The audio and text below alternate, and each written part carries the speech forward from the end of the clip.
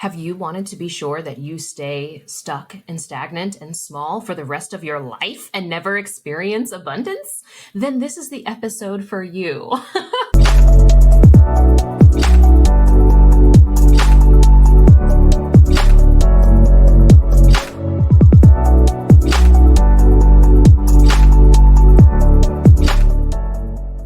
So I'm being a little cheeky here, but this is real.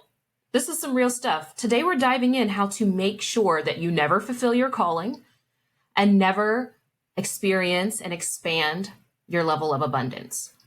Because this unconscious or even just mainstream perspective is keeping so many seekers, maybe you, stuck. And I want to be sure that you don't fall into this trap. Okay. Now, for a few days, I've been diving into this concept over on the Instagrams around why, if you are spiritual, it's important to build your ego, at least at this moment. And there's some need for even more context and even more depth to this. So my calling is really all about bringing through a new paradigm, a new spiritual paradigm for contemporary humans that's based in ancient wisdom, but that actually serves us going forward.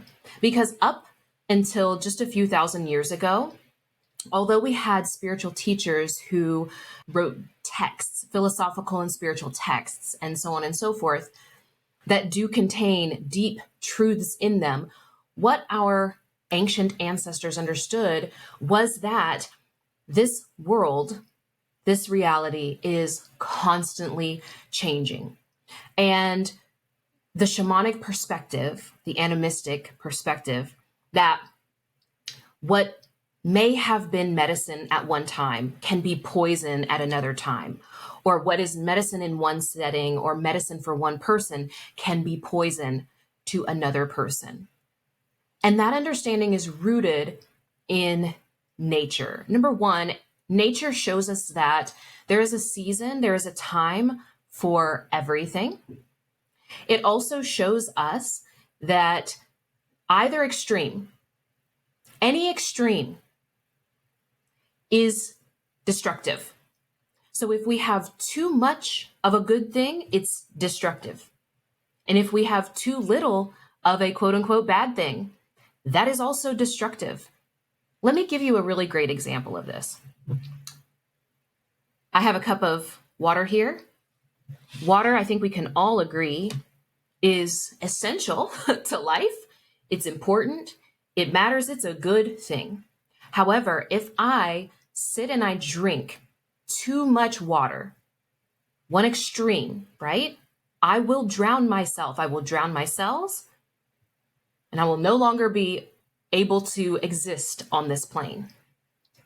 And also, if I have too little of this good thing, then also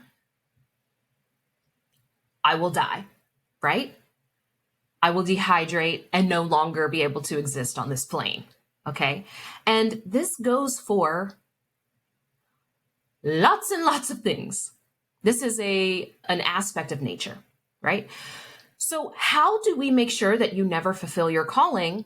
I'm bringing up the concept of ego again. Because if you want to make sure that you never fulfill your calling and never expand your abundance that allows for you to fulfill your calling, by the way, one way to do that is to have, quote unquote, too little ego. So we have to talk about ego, the word ego, by itself first. Because most of us, our first introduction to the word ego has a negative connotation. And it's usually related to the overdeveloped ego, or having too much of ego, too much self-importance, right? Most of us are familiar with the definition of ego that has to do with seeing yourself as over-important, as an overinflated view of self. We say, oh, he's got a big ego. Isn't that what Kanye said on Beyonce's song Ego. She said that too. He got a big ego. So that is usually our first experience of the word ego. However, we need to begin to understand that ego is what allows for us to exist on this plane.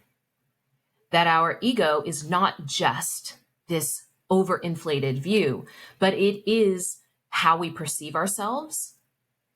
It is our sense of self-worth. It includes our values, our beliefs, our thoughts, our perspectives. It is a construct that allows for us to function on this plane. So without it, without having an ego, we cease to be human. And being human is not a dirty word. In fact, it was so valuable to your soul. It was so valuable to your higher self that it chose to come here and be human. Now we can get into all of that another day. Did you choose? Did you not choose? Etc. The point is that you're here. And so there must be some value in being human. Being human is not a dirty word. The more that we are able to understand what it means to be human and navigate what it means to be human, the more we can evolve.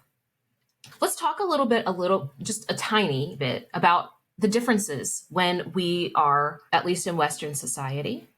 We're usually raised to believe that our identity is completely relational, meaning that our identity is based off of our relationship to someone else.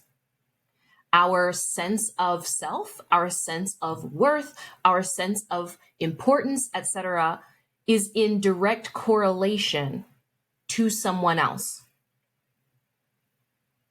Now stick with me.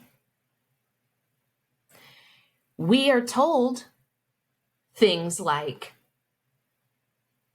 don't get a big head. Stay humble. Don't be too much. And we are also taught that what our parents think about who we are, what our partner thinks about us, everything is based around and oriented. Our entire sense of self is based around someone else. Whether you're single or married, that's based on, am I attached to another human or not? Am I a good daughter or not? Now your sense of self is based on your parents. Am I a good citizen or not? Right? Now your sense of self is completely tied to your community and the society at large.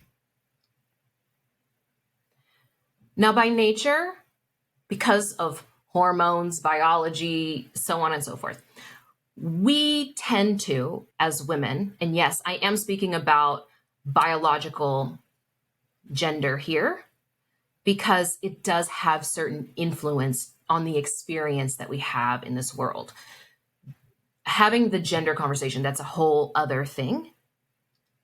But it is important that we understand these differences, nature versus nurture, and how things shift in our lives. Many women who are raised in this environment, even though by nature we are usually collaborative and connected to others, like I said, any quote unquote good thing in either extreme is destructive. It is destructive to ourselves if we are too attached to our identity being connected to how other people perceive us and how other people value us. Now, men, again, none of this is good or bad, but men are usually raised up that their identity is based on themselves. And they are usually, by nature, more individualistic. They see things more singular, whereas women see things more holistically. There's always nuance to this, so don't come for me.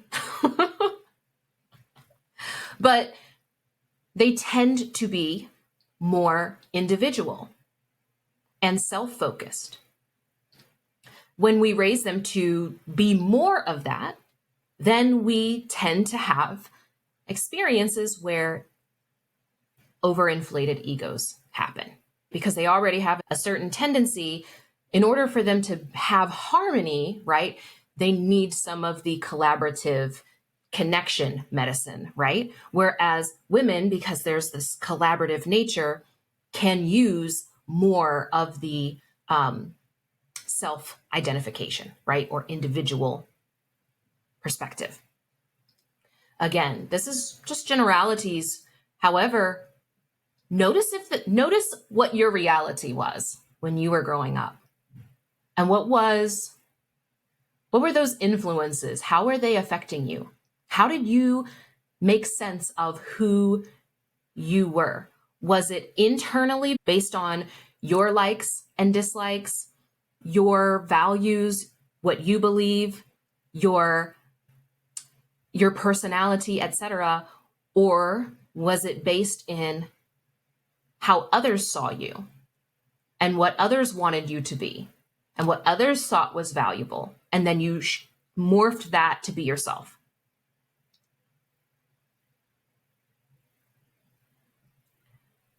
So this correlates to our abundance, because the abundance that we experience, and I'm not just talking about our level of money in the bank account, because there are people who have wealth who are not abundant. Abundance is this sense of fulfillment that manifests in lots of different ways. One of them can be money. It can also be an abundance of connections, an abundance of love, an abundance of resources, and so on and so forth. So our ability to experience that abundance and expand into more and more levels of abundance, and P.S., that abundance is what allows for us to fulfill our calling on this earth. We cannot fulfill our calling without co-creation, without resources and tools and other people and connection, right? But all of it has to be sourced starting from within. And it comes, that abundance is magnetized to us through our ability to embody through our ego, our essence. Now, some definitions here, because that sounds like more airy-fairy spiritual fluff.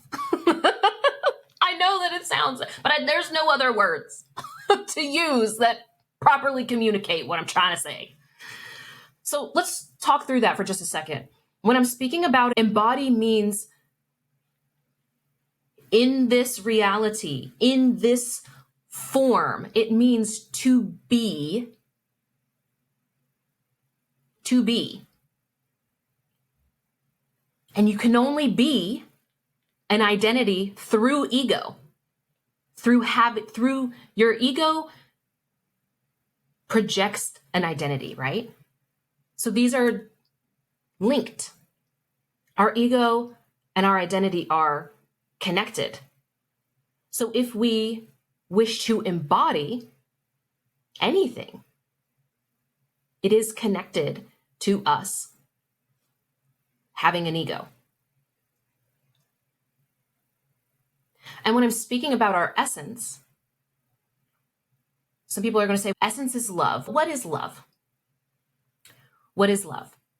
When I'm speaking about essence, what I'm speaking about are the specific energies that your higher self desires to express on this plane.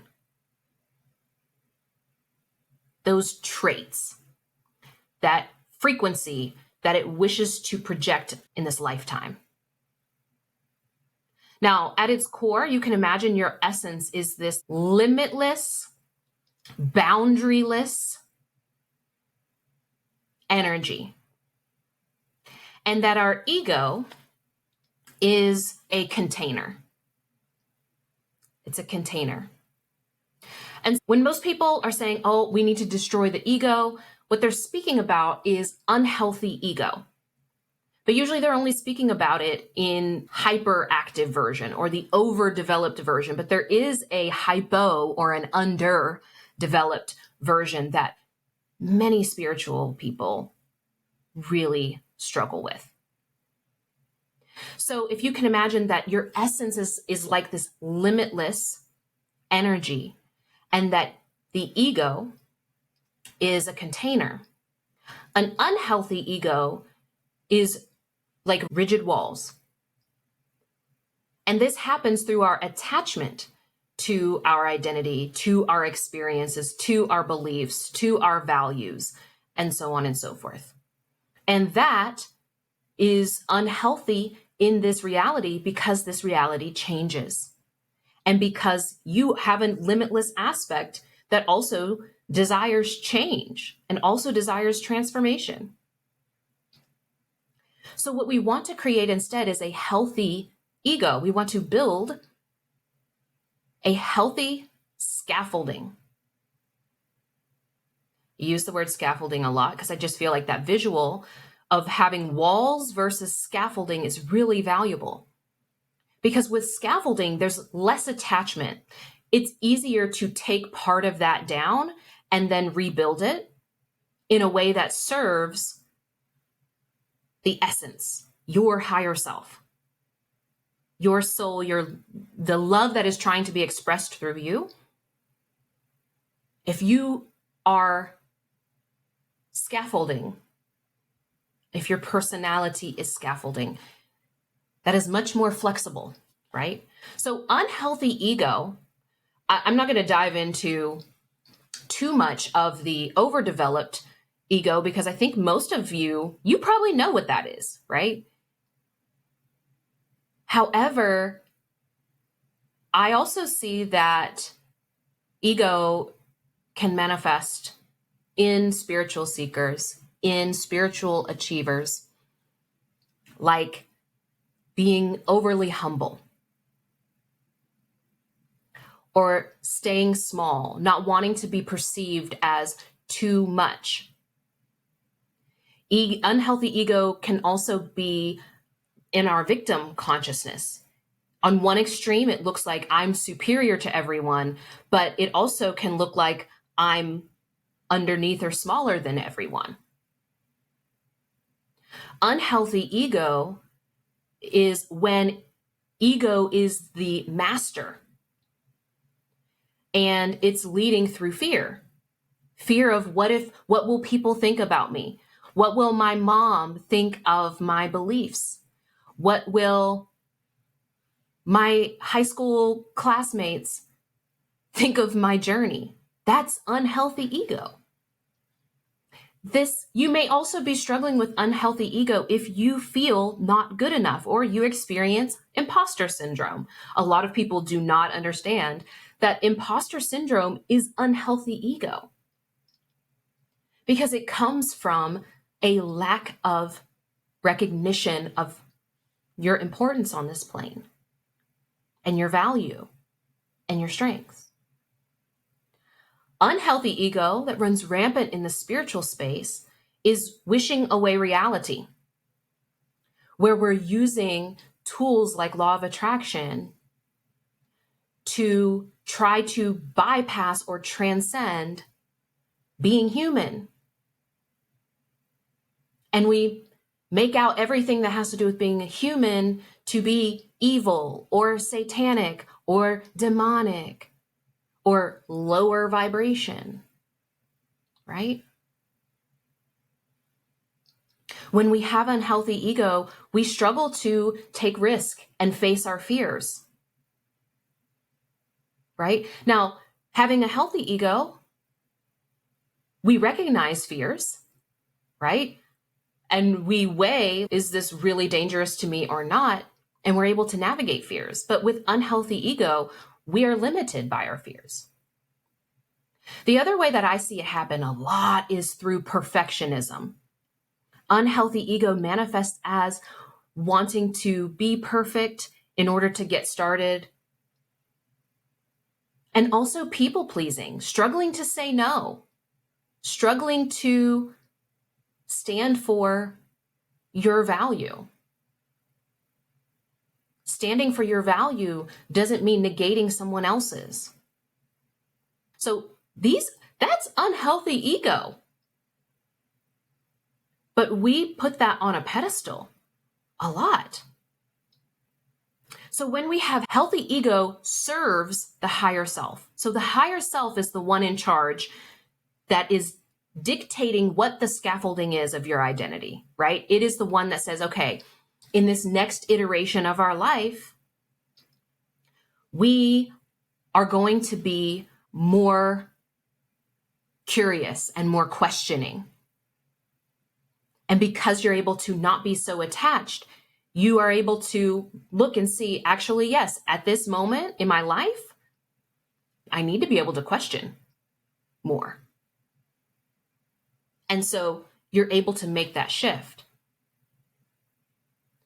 Healthy ego is also secure and stable in yourself. And so because of that, you don't take things personally. With a healthy ego, you are able to take ownership and responsibility for yourself, but not take ownership and responsibility of everybody else. That making other people happy is your responsibility. You don't do that with healthy ego. You're flexible and adaptable to change because change is inevitable. And I'm going to tell you, over the next 10 to 20 years, it's going to be the change is going to be quite volatile. So your ability to maintain flexibility and to adapt is going to be paramount. With a healthy ego, you feel worthy of good things. You feel worthy of receiving love and abundance in all its forms, including money, including friendships, including recognition for your gifts. You're able to receive that. You're also able to be both appreciative of your strengths and aware of your weaknesses because you're not trying to be perfect. You're able to accept that you are human and to love that humanness about yourself. And so you are aware that maybe you are impatient and that struggle with time management and on. And simultaneously, you can appreciate your gifts.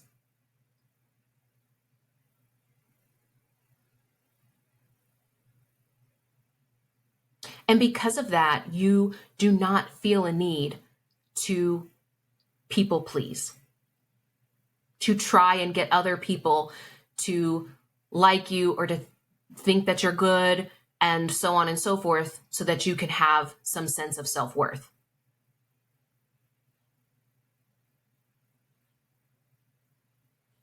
If you've been feeling like, or have ever felt this sense of like, I lost myself, then I think it's very clear that it's time to build healthy ego.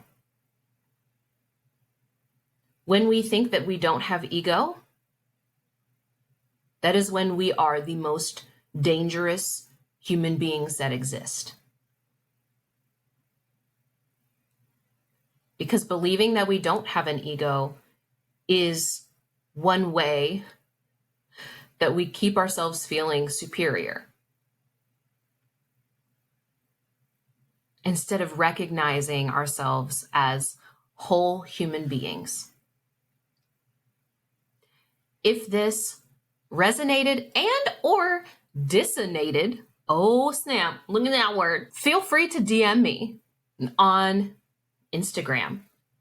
Love to hear any breakthroughs that you had about your relationship to your ego, whether or not the ego that you have curated is supportive of your calling and of abundance, of the next level. I look forward to hearing from you.